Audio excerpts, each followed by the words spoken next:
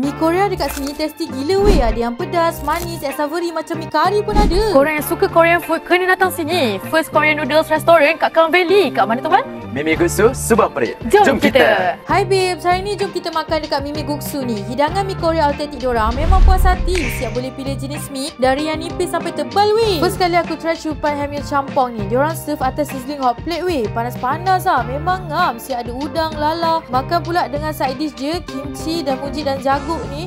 Serius pelengkap rasa. Mal pula try Janchi Guksu. Hidangan somyeon dalam sup yang light ni mesti akan favourite untuk korang yang tak suka pedas. Yang suka kari, korang kena try Chulpan kari udang ni. Rasa kari Jepun yang pekat, creamy, rempah dia secukup rasa weh. Gabungan udang yang bouncy dan kuah kari yang comforting ni memang nice. Yang ni pula favourite Mal, Kimchi Yomok Kaguksu. Kuah dia sup kimchi korang. Rasa masam pedas dia serius balance. Siap ada fish cake ha. Kena pula dengan BBQ chicken yang pedas ni.